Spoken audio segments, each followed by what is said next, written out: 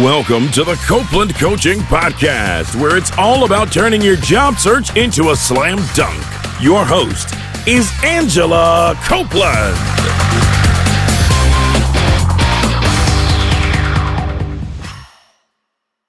Welcome to the Copeland Coaching Podcast. I'm your host, Angela Copeland. In the studio with me today, I have Reverend Dr. Courtney Pace. Courtney became a professor at the Memphis Theological Seminary in the fall of 2015. Her research interests include race and gender, Baptist history, the civil rights movement, and social justice in American religion. Previously, Courtney taught religion at Baylor University and was the assistant director of student success. Courtney, thanks for joining me today. It's great to be with you. Well, I'm so excited to talk with you. I think we met originally last December. Yes. And you had just recently moved to Memphis. And I'm so glad we get a chance to talk. I hope everyone will, take away that our conversation is more really about sort of your amazing kind of career transition, sort of than anything else. It's such an interesting story. I know I met you at a dinner, and I know the whole group was kind of captivated by your story, so I'm excited to share it. Well, I didn't mention in the introduction, there was so much to mention. I didn't mention that I think that you started out your career in engineering. That's correct. Is that right? Okay. When I looked back, I wasn't 100% sure, but I was going from memory. So I'm curious, when you were in college or when you were in high school, what were you expecting to be when you grew up? Yeah, so my high school experience was different than most. I really enjoyed math and science. But during the middle of my 7th grade year, I started going to an alternative school for kids who were selected to take the SAT for the Duke Talent Identification Program. And so I found myself doing college level work at 12 years old. And basically I graduated high school at 14. And so when I was trying to choose my major, I was limited by a number of factors. One was my age. I had to go to a university near where my parents lived. But I also really enjoyed math and science. I had been recruited for some engineering camps. They have camps in the summer for minorities in engineering, and as a woman, I was considered a minority. And so I had met professors who had kept an ongoing relationship with me, and I thought I had a great future in engineering. So I chose computer science engineering. At the time, I think I would have fit better in electrical engineering. I liked circuits and hardware a lot better than software. But I was able to pick up a math minor, and then in my last year of college, I started working in an artificial intelligence research lab. So I picked up a minor in psychology to understand cognition better in hopes that it would inform my research. And I liked it so much that I think it helped me discern what I really, really enjoyed. My parents wouldn't let me switch my major in my last year of college, for which I am now very grateful. But being able to have that interdisciplinary look helped me to realize I really enjoyed working with people. And so that's what led me to switch out of engineering. But I'm grateful for that experience. I feel like it's helped me be able to solve problems, to label variables, to break big topics down into small chunks that feel more doable. And I've been able to bring those skills with me even into a liberal arts field. Wow. So I don't want to go off on a huge tangent, but I didn't know that about you in terms of, I'll get right back on track, but I was also selected from TIP, and that's what influenced me to go into engineering as well. You're the only other person I've ever talked to who said that. Yeah. That's so interesting. So it sounds like you were more drawn to people. So what is it that made you, how did this switch happen, to go more to the religious or route that veered you towards church? How did that happen? Yeah, so I've always been a person of faith. And I had sensed a call to ministry at youth camp, but when you're young, there are so many factors that go into your decision. Your brain is still sort of baking into adult level decision making. And so in many ways, I was a child when I chose my major. I did fine as a student. I was among the top of my class, but I didn't enjoy programming. It was a lot of sitting alone at a computer. There was some teamwork, but it was mostly individual work. And I'm almost equally intro and extroverted. I really like being around people. And so because my parents wouldn't let me switch my major, I was able to add some minors that gave me a more interdisciplinary approach. And then in the summer before my last year of college, I had a major personal crisis that brought me to one of those moments where you ask yourself, what is it that I really want? It just felt like a fresh start. And I had realized that some of my favorite experiences in college were being involved in the Baptist student ministry. I had been in leadership. I was working with small groups. I was able to mentor upcoming leaders. I really liked that kind of work. I remembered that call to ministry that I had felt as a teenager, and I thought, I need to consider these as I decide what to do next. So I wasn't exactly sure what I wanted to do, but I felt like instead of doing a graduate program in computer science, I really needed to pursue seminary, which is graduate level theological education. It felt like I had tried to escape my call, and it was reminding me of itself deep within me. You know, sometimes you feel something and you can push it down for so long, but then it has its way of coming back up. I'd also been a tutor in my dorm. That's how I was able to pay to live on campus, was I offered free tutoring for other people who lived in my dorm. And so I enjoyed those one-on-one conversations. That was very meaningful to me. And so as I noticed those patterns of mentoring, being highly relational in my tasks, it just felt like making the decision to switch to ministry was returning to myself. Absolutely. So it sounds like you graduated from undergraduate school, and then did you go straight into school for ministry? I did. Well, I spent a summer in between as a summer missionary in Canada. We taught ESL to folks who had immigrated from Hong Kong and were trying to gain Canadian citizenship. Oh, wow. So they would get bills for their taxes and not be able to understand who they owed money to or why. And so just to help them have a better quality of life, we taught them English and enjoyed a few months of getting to know them. But ministry was a complicated decision. I grew up in Texas. I'm from a very conservative family. And as a woman, there was not much acceptance for being a minister. That was considered a man's domain. My family was supportive for the most part, but I found that a lot of my friends in college would not support that decision. Wow. They were fine with me in lay leadership positions, but wanting to move into ministry leadership was sort of a deal breaker for them. That surprises me from a college student, because it seems like when you're in college, that's when you're most open to ideas. I think sometimes people don't bring that openness to their faith. Faith is compartmentalized from their other intellectual pursuits. I've always understood our mind as being part of how we relate to our spirituality, and so I like to include my sense of wonder in faith, but not everyone sees it that way. And so even in seminary, it was still this process of discovery. I had thought I would do Bible study materials because that's what I had done as a college student, but I did really well in my coursework in several fields. I had a chance to serve in congregational ministry. I was a children's minister, a family minister, a youth minister. I really liked congregational ministry, but it's incredibly difficult. It is very emotionally expensive, and I think it's one of those fields you have to feel called to from the depths of your soul, or it's just too hard to stay. And so I didn't see myself doing it full time. Congregational ministry, what would that would be like the... Serving on the staff of a church. Oh, so I see. I did it part-time while I was in school. It was an invaluable experience. Okay. But I knew that my call to ministry was not going to look like serving full-time on the staff of a congregation. I knew that it was going to look somewhat atypical from others who were in seminary with me. And so as I started to reflect on what pieces of ministry feel really natural to me, it was when I was teaching. So in a way, Bible study materials were an educational practice. I enjoyed mentoring. I had done well as a tutor. So I started to recognize those patterns. It's easy for me to learn things. I'm good at conveying them to others in accessible ways. So all of those helped me understand maybe my call is to teaching in theological education, which means being a seminary professor. I wasn't sure what field I wanted to do because my work had been so interdisciplinary. I wanted to be open to what that would look like. So I don't know if this is advisable, but I applied to 9 different PhD programs, each in a different area. So one was history, one was practical theology, one was religion and culture. I thought, I'm just going to apply, see where I get in, and make a decision from there. I ended up getting into 5 programs.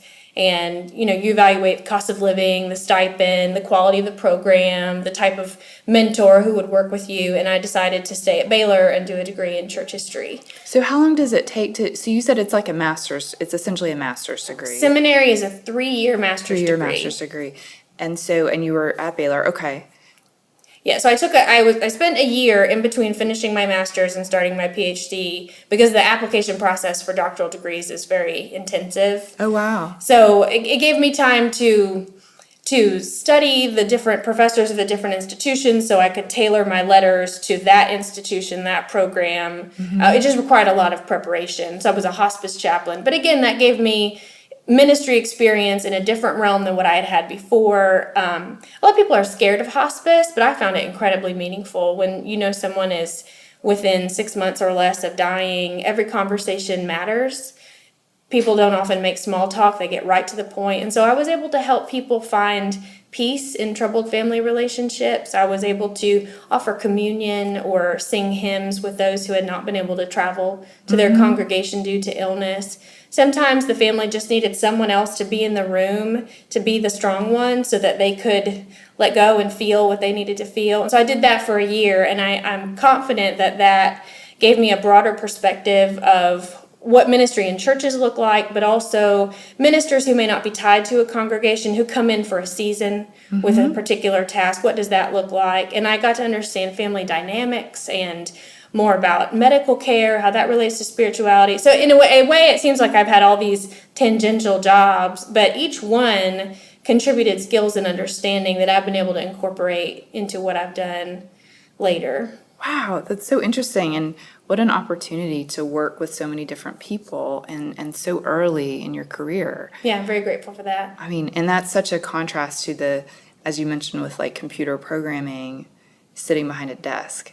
Yes, I don't mind sitting behind a desk. The half introvert in me actually enjoys that, but I don't need to be around people too much, and I don't need to be alone too much. I really like to have a pretty even balance between the two. So in my PhD program at Baylor, I knew I wanted to study race and gender, but I didn't know how to pick one topic that would intersect all of those things with a historical methodology. And so a scholar at another institution had suggested a civil rights leader who was pretty significant, but nobody had done work on her. She was a Black woman from the North who worked in the South and then became an influential Baptist preacher. So through her story, I was able to get at race, gender, regionality, interdenominational work, justice activism. I was able to touch on a lot of lenses through one figure. And so for the last decade, I've been studying her. I have the process of 2 books being published. One is her story, the other is her writings.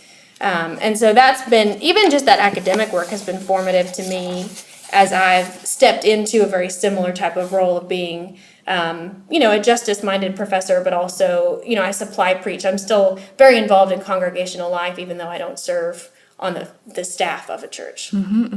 Well, is that how, I mentioned a number of things in the introduction, that your research includes race and gender, Baptist history, civil rights movement, social justice. Is that how you kind of came to those, was studying this woman? Yes, absolutely. And I mentioned earlier, I'm from a conservative background. As I wrestled with my own call to ministry, I had to deal with the sexism in which I grew up. And as I better understood that, I was able to understand how sexism, racism, classism, ageism, homophobia, all of those things are sort of intertwined. And I was able to broaden my understanding of those issues and move into a much more progressive mindset. I think my academic work contributed to that. I think my lived experiences of seeing people's lives, how different social factors affected families, their finances, their relationships, I think that helped me to better understand things in a way that I couldn't have before. Yeah, I could see that. And you've been in Memphis now almost 2 years. Okay. And so I mentioned that you work at the Memphis Theological Seminary here, but you originally, like you said, you were in Texas. So I'm just curious, what does that process look like to find a job within, at a seminary? Like, is it just like a normal job search, or is it like a different kind of animal? The academic job search is very difficult. So in a way, it's not that dissimilar to getting into a graduate program. It has nothing to do with how qualified you are. It has to do with what exact position are they looking to fill? How good of a fit are you to it? How will you fit in with the faculty who are already there? And so there are a number of organizations that post job listings. Personal networking is also a great way to learn about positions that are open. So typically employers will ask for your CV, which is an academic resume of things you've published, your academic and community service, presentations you've given at conferences, that sort of thing. they will often want a writing sample, so an article you've had published or something you're in the process of publishing. And some will even ask for 3 letters of recommendation with your initial application. So those would be professors who have had you in class or with whom you've worked as colleagues who are recommending you to that school. And what I've found, both having been an applicant and now having served on a couple of search committees, is they want to see that you know who they are as an institution. Do you get what makes this school unique? Do you understand its ethos? Do you know what its faculty specialize in? And how will you contribute something unique and non-redundant to who they are as an institution? So they really want you to sell yourself to them in terms that are authentic to you, but that fit with who they are. And so if you send the same letter to 5 institutions, you'll get a no from all 5. You really have to cater each application to that particular institution. And in some cases, even saying, I know you have 2 or 3 other faculty who study race and gender. Here's how my work complements what they do, but is unique and contributes something that could help you do what you do even better. I mean, it's that level of investment in the process. So it can take years to find an academic job. I applied to at least 24 institutions over the process of 3 years, and I got a campus interview for 2. And I ended up getting the campus interview for Memphis Theological, and because of the timeline, needed to accept it before I could go to the interview for the other institution.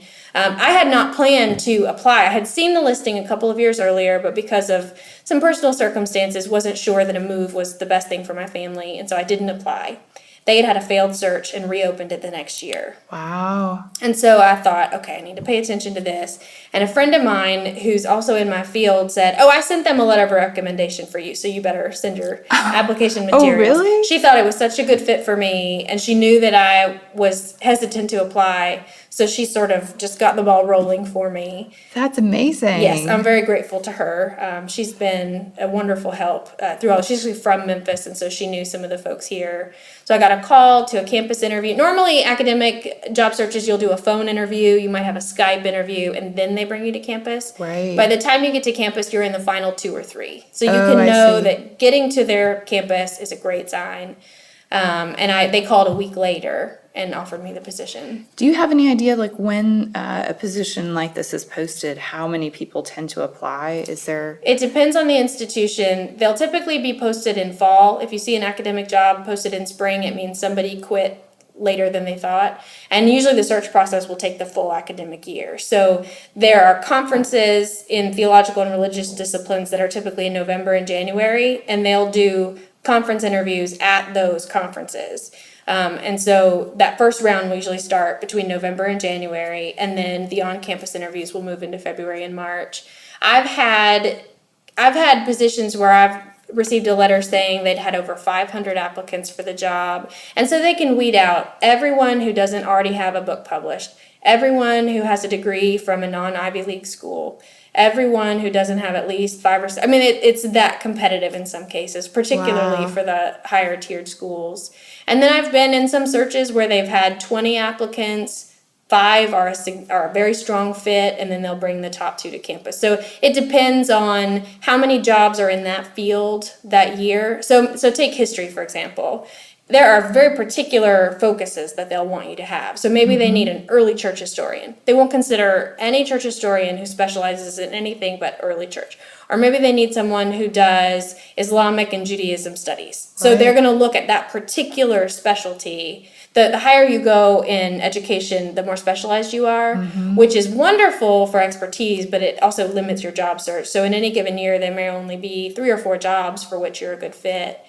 And you'll have to decide which you'll apply for and how many letters you can ask of certain recommenders in a year and that sort of thing. Wow. Well, I think this is so helpful because I know many job seekers, it takes a long time, and it sounds, it can be a really frustrating process. It sounds like this required probably a ton of resilience to make it through 3 years of searching. It did. It was very difficult. And I'm grateful that mentors and advisors were able to remind me to be patient through the process, to, sometimes you see a job where you say, well, 30% of that job sounds okay. Maybe I should try because I'm that desperate. But ultimately, that job is not going to make me happy. It's not really what I want to do. And so there are occasions where you take jobs like that, while you keep looking. But I'm grateful that I had folks who reminded me to persist, to wait for a tenure track job so that I could find something that would become a career, not just a step on the way. No, absolutely, absolutely. Well, so I'm curious, and we can talk about this as little or as much as you feel comfortable with, but I'm curious about what the last part of the search is like, not the negotiation part. I know I once worked with a minister on his negotiation for his role, and I found that, at least from my perspective, it seemed different than other types of negotiation. I mean, what's sort of your perspective on that? Yeah, so it'll depend on the institution. Most institutions will have on their HR site a range of what types of positions will earn. Okay. So when I was at Baylor, I remember their HR had a website that assistant professor earned between this and this, associate. So you sort of had a benchmark for where you could expect yourself to land. Okay. Smaller institutions are going to have smaller budgets. And Yeah. so you have to decide, do I want to go to a high-paying institution? Do I want to seek a certain title, and I'm willing to take the title even if it's a pay cut? And in my case, going from Baylor to Memphis Theological was a pay cut, but it was a title increase. And so I made the calculated decision to make that transition. Some institutions won't be able to negotiate the salary at all. So for instance, where I serve, everyone at the same rank makes the same amount of money. And that's really nice, a actually. commitment to pay equity. So Yeah. everyone at the assistant professor rank earns the exact same paycheck, and you know what you'll move up to as you promote through the ranks, you know the timeline, and so there's a lot of stability and dependability there. But there is room to negotiate for other things. For instance, you could argue for years of experience. So if you know that you need to work for 6 years before you can go from assistant to associate, but you've had 2 years of part-time teaching experience that would add up to 1 full-time year, you could negotiate to move your clock forward a year so that you'd be eligible for promotion 1 year sooner. Interesting. Or if you have administrative experience, you could negotiate for a 1 course reduction of your teaching responsibilities in exchange for administrative contributions you could make to the institution. Some schools will offer courses during January or the summer, which would be at overload pay. So you could negotiate to always have the option to teach and increase your salary that way.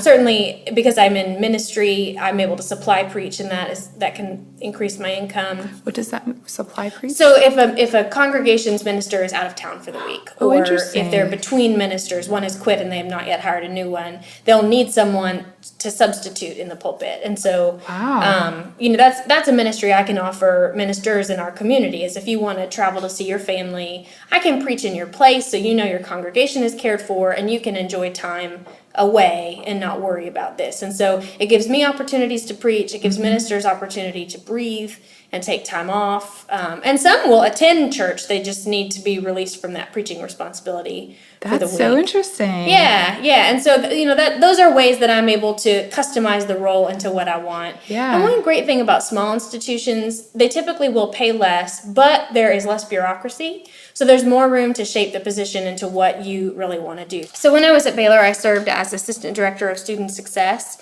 where we provided support to first-year freshmen, transfer students, veterans, first-generation college students who were struggling academically, and also high-achieving students who needed help finding jobs or getting into graduate school. And I got the nickname Dr. Success at that job. And so to me, that was a key part of who I am as an instructor. I like being able to work with students in transition, trying to overcome obstacles so that they can succeed in the classroom and beyond.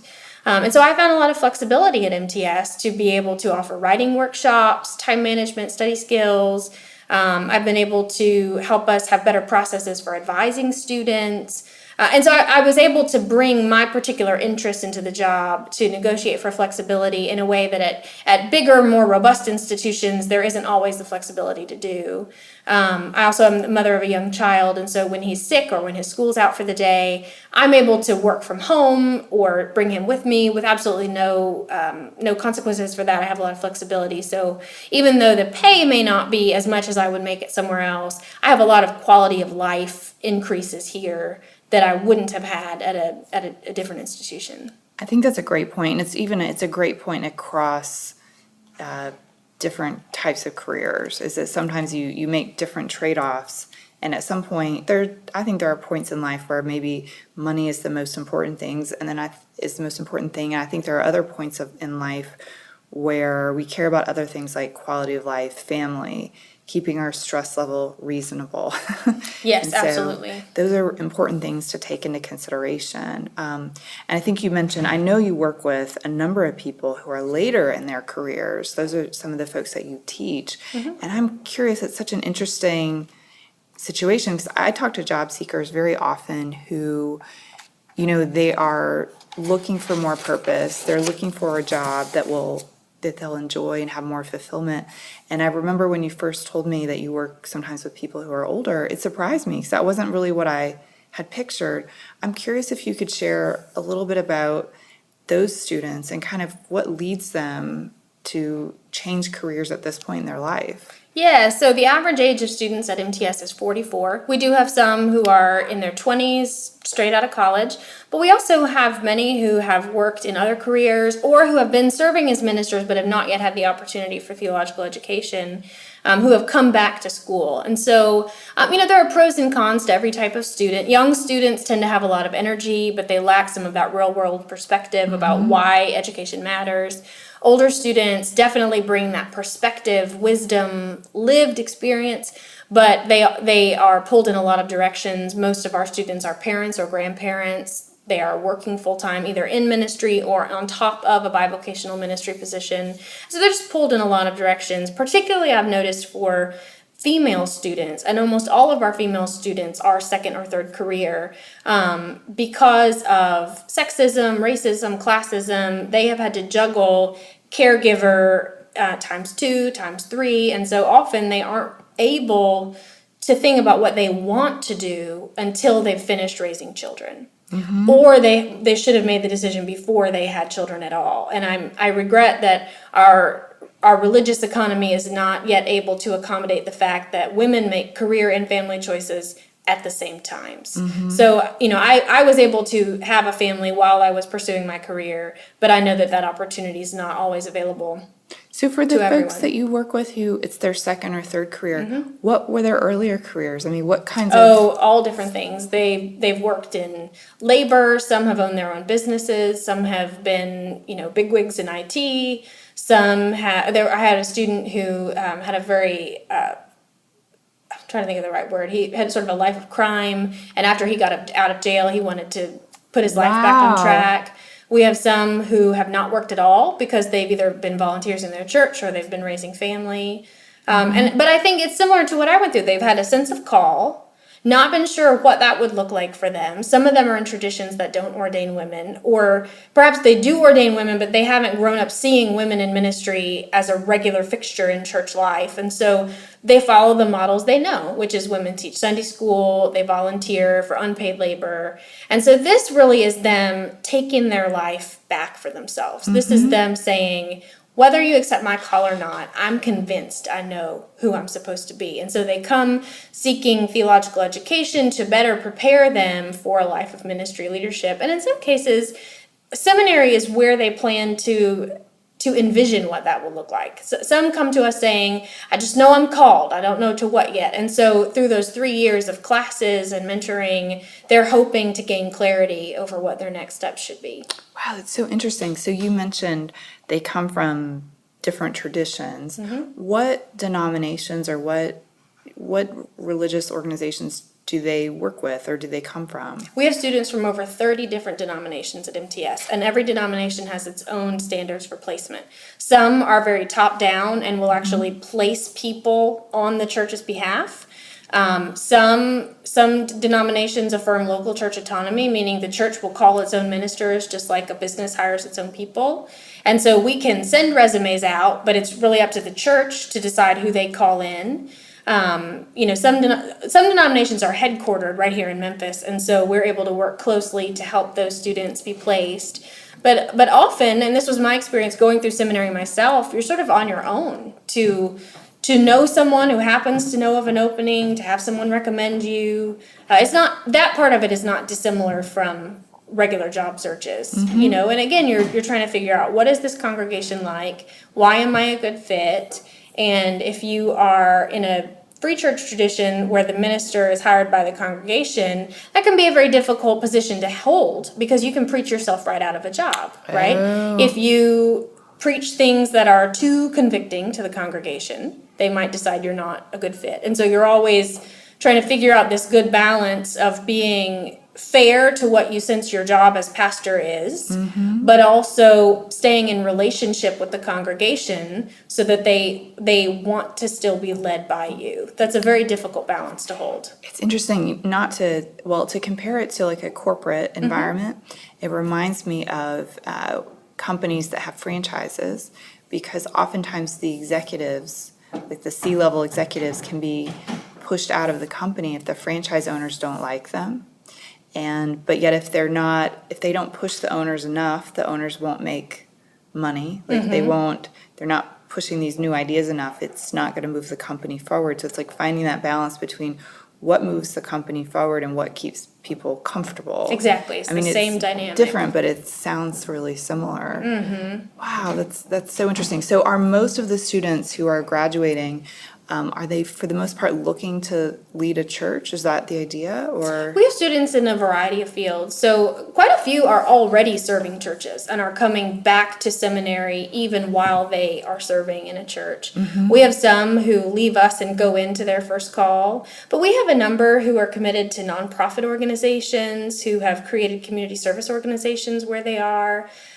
We have some who have retired from their lifelong careers and want more theological training to help them be better volunteers in their church. They've come back to seminary almost as a hobby. And so, we don't try to steer them in any one direction. We try to hear from them where they are and how we can be of help to them while they're here, and then even after they graduate as they go out into the world. We like to continue to be a resource to encourage, nurture, network, whatever we can do to help them. That's so nice. And it sounds like for a lot of folks, what they're doing is they're pursuing their passion. And I know you research things that are really your passion.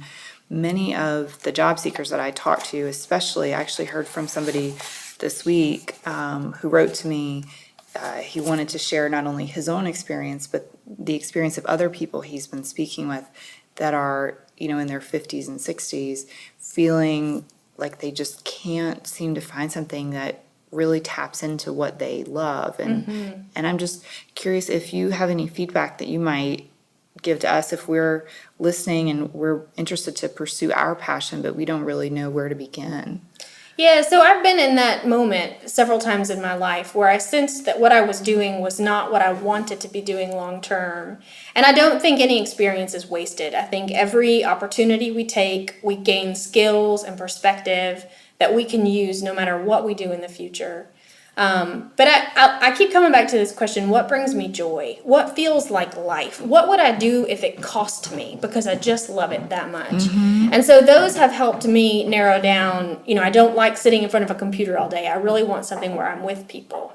Or I've been able to notice, I like things that seem to make a difference. I like being able to unpack systemic injustice and help people to understand things they may care about but haven't been able to recognize in their own circumstances. And so, by those zigs and zags have helped me narrow down to what I really like to do. And part of my role as a professor is ongoing research and service. So, certainly I'm committed to teaching my students and keeping my coursework fresh.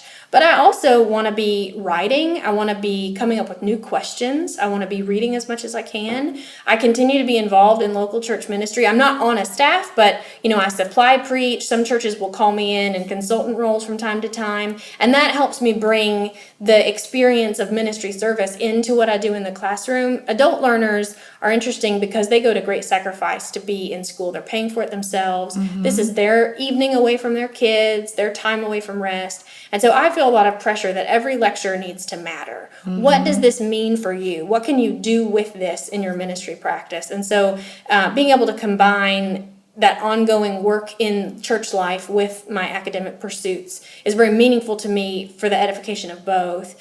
And I also, just because of my own struggles as a woman, I'm very committed to helping other women in religious fields. So I'm on the board of Equity for Women in the Church. I am chairing a clergy advocacy board for Planned Parenthood, Greater Memphis region, to help clergy work together across faiths to promote healthcare opportunities for women. I've recently become part of a clergy advisor group to our congressional representative to represent the needs of our district. I have a podcast called Stole Sisters where I can promote other women in ministry and their preaching abilities. I've found that these sorts of things are always sharpening my teaching, and they actually reinforce each other. So, for instance, Equity is doing a training at my seminary this summer to help congregations become more female friendly. So I'll be able to open that work to my students. They'll get to meet world-class ministers from all over the country who will be here for that. It just keeps my creativity fresh. It lets me always be innovating, blending disciplines, and creating partnerships with other scholars doing similar work at other institutions. And so I would encourage you, think about, what do you love doing and how can you do it as much as possible? Sometimes our life means we have to stay in a job that doesn't match what brings us joy.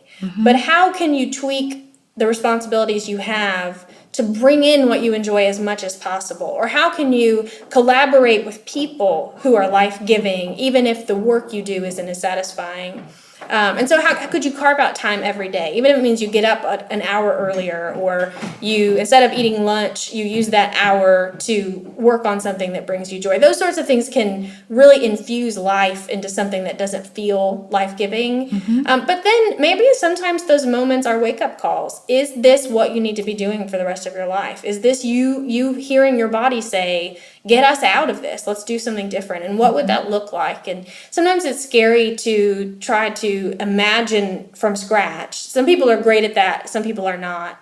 And so sometimes I think it's helpful, who looks happy? Talk to them. What makes them so happy? Why do they like what they do? Did they always know it? And those conversations might help you discern what you would like to do. Sometimes it's adding a side hustle, sometimes it's changing your life altogether, and that'll be different for every person, and even in each instance that comes up. But I think that's part of what makes life so great is, I'm in my 30s. I don't know what my life is going to look like in my 40s. I have an idea, but I want to always be open to what feels so natural, to what feels like, of course I was made to do this. And I've been in jobs where I didn't feel that, and I'm very grateful that now I'm in a job where I do, and that I have flexibility to pursue what's interesting to me and to completely change all my questions if I want. I feel very grateful to be in that place. No, that's great advice. And the thing I really like that you said was you mentioned that no time is lost, like that we get something from every experience.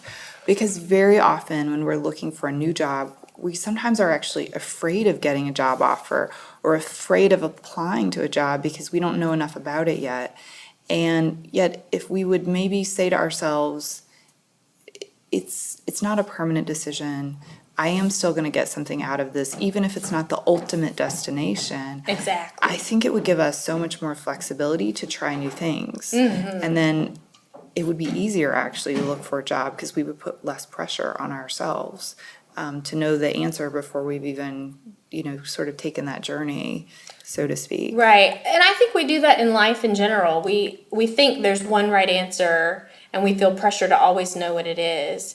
I think once you get into your adult life, you take the best guess with the information you have at that moment. And if you later find out it was not a good decision, you take the best guess with where you are then. But I really do believe that the things that make me sort of weird and unique as a professor are because I've had a non-traditional path to getting to the classroom. Most of my colleagues went right through grad school, straight into a teaching job, and that's all they've ever done. But I have all these other experiences that help me relate to my students who've had a lot of other experiences. And so if a theological concept doesn't make sense to them, I can relate it to computer programming. I can relate it to pop culture or the latest episode of this show about dating. I can connect it, and then it makes sense, and it gives them permission to think about, how can I relate this to my congregation in a way that they will understand? And so in some ways I am weird and different, but that's part of the magic of me in the classroom, is that I'm the sum of my experiences.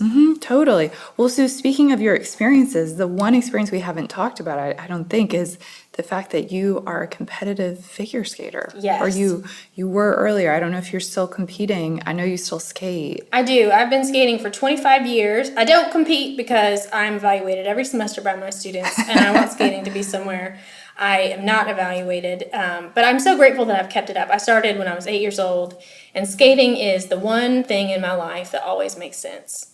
It is where my mind and my body line up. My feet know what to do. In fact, if I haven't skated in a while, I'll start to have phantom sensations of skating in my dreams, or when I'm just sitting on a couch. It's like flying in my body. And there have been times where my life feels like it's falling apart. And skating has been that thing that puts me back together. And so I will always find a way to stay on the ice. In fact, I live closer to a rink now than I ever have. Wow. And it's great. So an hour a week, I'm able to go and just be on the ice. And it doesn't matter what I learn or how I teach. It's, most of the people who skate with me are children. And so I can just sort of have this different sense of who I am. It's a balance, a compliment. And I found I've learned a lot from skating that's helped me professionally. So from an early age, I've had to hear critical feedback and be able to decide what's helpful, what's not. How can I work toward improvement without taking it personally? I think anyone in organized sports or a musical instrument or anything like that has had to learn how to take critical feedback. I've had to deal with failure. There have been times where skating just worked and I competed well, and then there were years where I never would win a competition. I was struggling with a jump I couldn't land consistently, but I persisted. And so it gave me a sense of the long game, even when the short term didn't seem to work out. It gave me a weekly rhythm of renewal. When I started college, I switched to skating only once a week because the demands of college life, I just wasn't able to devote. When I was in high school, I was skating 30, 40 hours a week. And so I scaled back pretty significantly. But it was nice. It gave me something to look forward to, almost like a Sabbath. When you're in ministry, you never get a Sabbath because the weekends are your busiest time. And so this was a way I could build that in to my new life. And also I think sports teach you how to read your instincts and trust them, particularly when you're new at something. You feel like everyone knows how to do it better than you, and it's sort of a sham that you even got the job in the first place, like imposter syndrome all the time. At least I felt that. But skating, I know what my body feels, and nobody knows it but me. And it sort of reteaches me every week how to trust myself, how to take risks, how to feel proud, how to wrestle with needing to improve. I've had to work with coaches and mentors and learn how to trust them, learn how to know that when someone you trust gives you hard news, it is for your good. And I've also had coaches that it hasn't always worked out like I thought, and I've been able to trust my gut to say, I'm not sure that advice is right. And being able to discern that has helped me professionally, because you hear all kinds of things from all kinds of people, especially when you're new to something, and you have to decide what feedback will take up emotional space within you and what feedback do you need to dismiss. And I'm just grateful that I have a lifelong hobby. I skated the whole time I was pregnant. My partner is a hockey player. My son skates. And so now it's something that my whole family gets to share together. It's very meaningful to me. Yeah, those are awesome lessons. The one other thing that I have been sort of obsessed with lately with athletes and actually actors as well is how much they practice. Because in corporate America, we typically, like if we're going to give a talk, we're going to make a PowerPoint and we're going to do it maybe once before we go out and give it to an audience, but usually we're just going to go straight away and give it to an audience in a meeting, and it's going to be the last time we ever use that PowerPoint because we're taught to be efficient, be quick, but in the end, the quality of our work is not the best. So it's like when you are learning to, for example, give speeches, you have to learn to put in extra time and practice. It's not going to come out perfectly the first time around, and I realize the other people who are doing that are athletes. I mean, you mentioned skating 30 or 40 hours a week in high school. I'm sure that wasn't just for fun. I mean, no, it was on ice, off ice, conditioning, yoga, dance class. I mean, it was holistic training to prepare your body for this task. And this is probably true with anything. There are some days where everything just works and you feel great. And then there are some days where you drop everything you pick up and you fall on everything. And on those days, which are going to happen, if I can collect myself and concentrate on the task at hand, and even if I just land one jump that day, I was able to pull it together and still find positive results. And so, yeah, absolutely the practice. So if something doesn't work the first time, I don't give up. I'm used to falling and getting back up. And you may have seen Scott Hamilton is dealing with his 3rd or 4th round of cancer.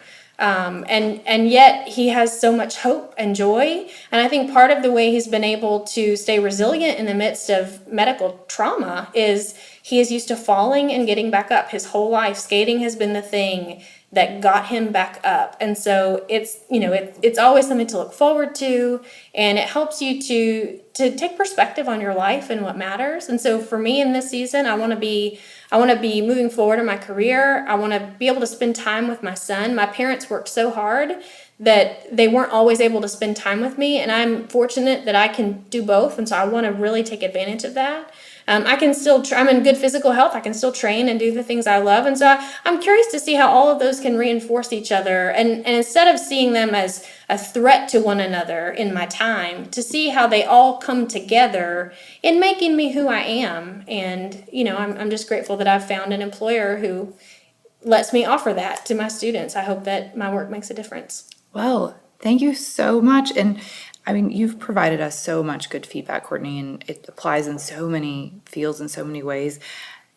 If we'd like to go and learn more about you or to check out your podcast, where should we go? So my podcast is available on iTunes. It's called Stoll Sisters. You can get it on any major podcast provider. And then if you'll go to Memphis Theological Seminary's website, memphisseminary.edu, you can click on the people, then faculty, and you'll find my page. There's a link to my CV. You can see all of my publications. You can find a contact to email or call me, and I'd love to be in touch with any listeners who would like to know more. Awesome. Well, thank you so much for sharing your story. This is really inspiring. Yeah, glad to be here.